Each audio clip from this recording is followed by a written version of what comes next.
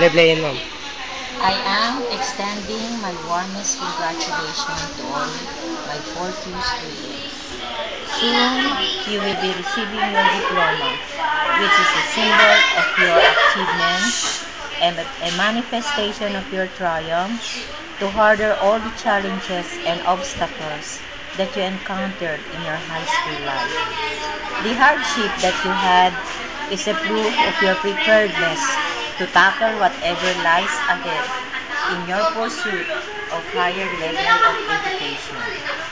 You know too well the road to success and the road to a better life is through the attainment of good and quality education, and yet the road is too rough, for we are plagued by series of problems. You have to consider that every problem and hindrance is a challenge. Value education and make it your priority, because through it, you will have the capacity for greater heights in life. Grasp every opportunity to enhance your talents and capabilities, making every effort in your share to a better world. My dear Fortu, graduation is not the end, but rather the beginning of your journey to infinite possibilities and opportunities. Always bear in mind that faith, hard work, perseverance, and dedication to your studies are the keys to success. Never forget the guidance and advices of your parents, the patience of your teachers who constantly inspire you to pursue your ambitions. Extend also my congratulations to your loving parents and relatives who were very supportive to you while in high school. I'm sure that they will still give the unconditional support to you in your quest to learn more knowledge as you go to higher level of education.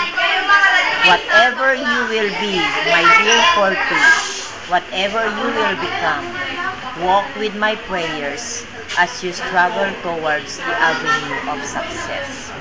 Laging isipin ang magpakumbaba and always put your feet on the ground. Again, congratulations and my God bless you all. I love you, Fortu.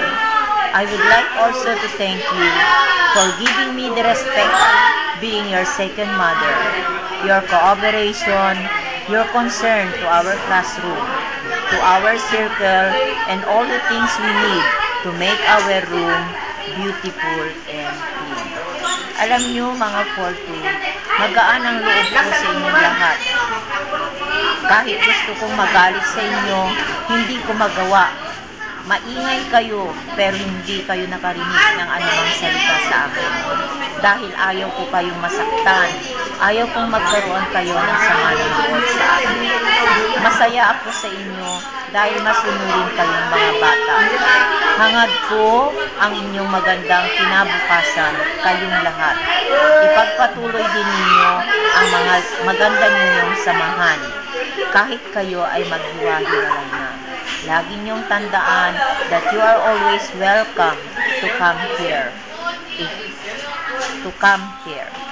Maraming salamat muli, Fortu. Mahal ko kayong lahat.